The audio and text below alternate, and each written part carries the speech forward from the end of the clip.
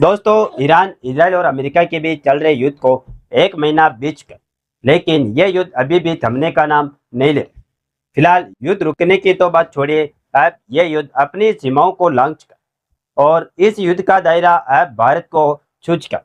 क्योंकि दोस्तों, बड़ी खबर निकल कर आ रही है कि भारत से जुड़े एयरक्राफ्ट जो कि ईरान के लिए ह्यूमैनिटेरियन एड लेकर जाने वाला, उसको हाल ही में अमेरिका ने मार गिराया।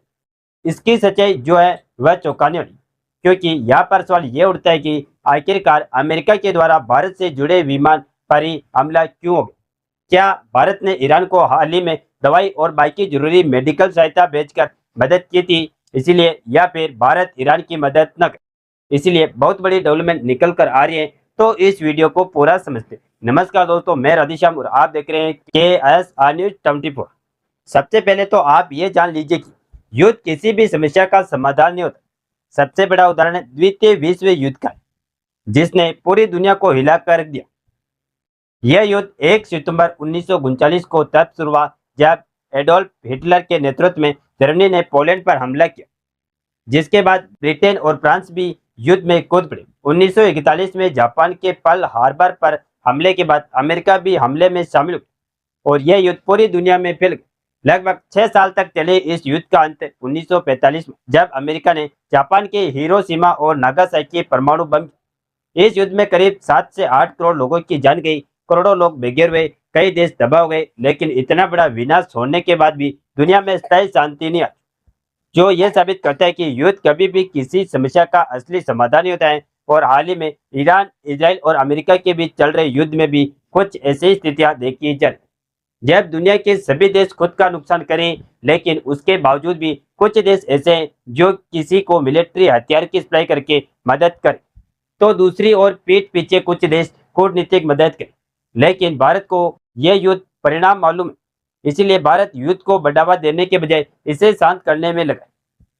और जो इस युद्ध में इन्वॉल्व नहीं है, उन मासूम लोगों की जान बचाई जा सके, साथ ही किसी देश का कोई व्यक्ति भूखा न मरे, उसके लिए भारत, ईरान और अफगानिस्तान के मासूम लोगों के लिए मानवीय सहायता भेजी जाए। लेकिन भारत की यह सॉफ्ट पावर अमेरिका जैसे देशों से शायद देखी नहीं जाए थोड़ी बहुत, क्योंकि पिछले 24 से 48 घंटों में जो सबसे बड़ा विवाद सामने आया वह अमेरिका द्वारा ईरान के मशहद एयरपोर्ट पर किए गए एयर स्ट्राइक से जुड़ा है। ईरान का दावा है कि इस हमले में एक सिविलियन एयरक्राफ्ट जो भारत के लिए ह्यूमैनिटेरियन मिशन पर जाने वाला था, वह क्षतिग्रस्त हो गया। यह विमान मान एयर का था और इसे कुछ ही दिनों में नई दिल्ली आकर दवाइयां और मेडिकल सहायता लेकर वापस ईरान जाना था। रिपोर्ट्स के मुताबिक यह हमला 30 मार्च 2026 को हुआ, जब अमेरिका ने ईरान के अंदर कई सैन्य ठिकानों को निशाना बनाया और उसी दौरान मशहद एयरपोर्ट पर भी प्रभावित हुआ। ईरान ने इस घटना को वॉर क्राइम बताया और कहा गया कि यह सीधा सीधा एक मानववादी मिशन हमला है। अब बात करें भारत के जवाब की, तो भारत ने अभी तक सीधे तौर पर अमेरिका पर कोई आरोप नहीं लगाया, बल्कि अपनी पुरानी नीति के अनुसार शांति और संयम की अपील दोहराई। भारत का रुख अभी भी न्यूट्रल डिप्लोमेसी का है, यानी वह ना तो खुलकर अमेरिका के खिलाफ किया और ना ही ईरान के पक्ष में बयानबाजी करे। मिनिस्ट्री ऑफ एक्सटर्नल अफेयर्स ने पहले भी साफ किया था कि भारत का फोकस केवल मानवीय सहायता और क्षेत्र में स्थिरता बनाए रखने पर ही है।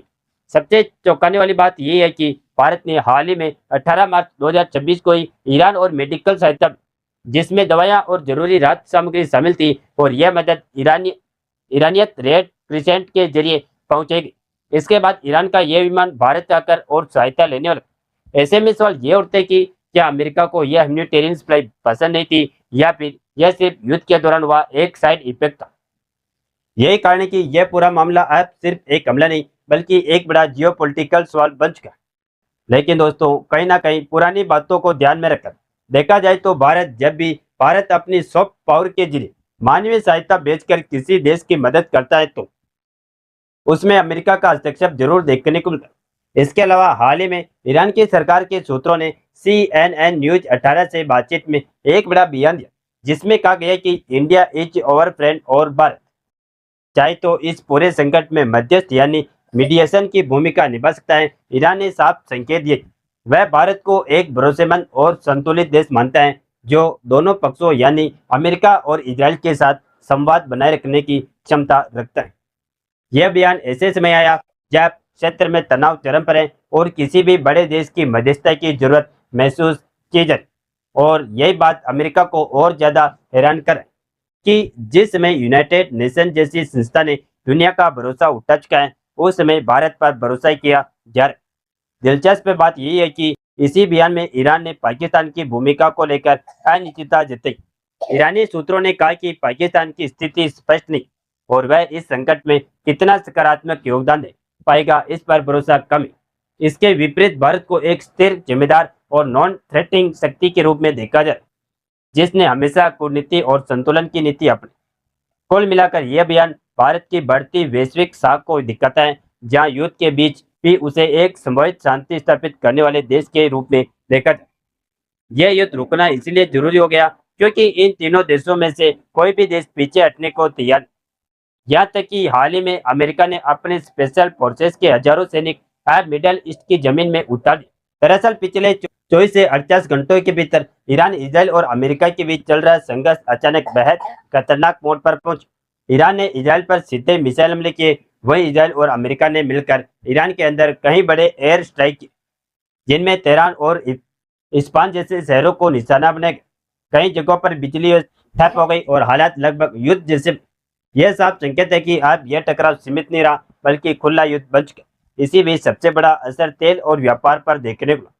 ईरान ने इजराइल की तेल रिफाइनरी को निशाना बनाया और वही खाड़ी क्षेत्र में तेल टैंकरों पर हमले और हार्मोज स्ट्रेट के आसपास बढ़ते तनाव ने पूरी दुनिया की सप्लाई चेन को खतरे में डाला।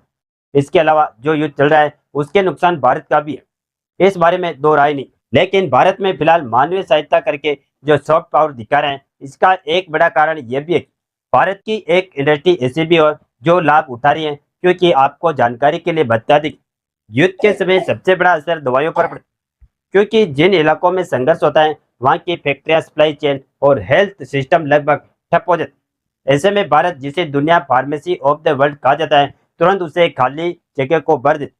भारत आज दुनिया के करीब 20% जेनेरिक दवाइयों की सप्लाई करता है। इसीलिए जैसे ही मिडल ईस्ट या वेस्ट एशिया जैसे क्षेत्रों में संकट बढ़ता है, वहाँ की निर्भरता सीधे भारत पर आ जाती। यही कारण है कि इन क्षेत्रों में भारत की दवाइयों की मांग लगातार बढ़ रही है और भारत एक क्राइसिस सप्लायर के रूप में स्थापित हो चुका है।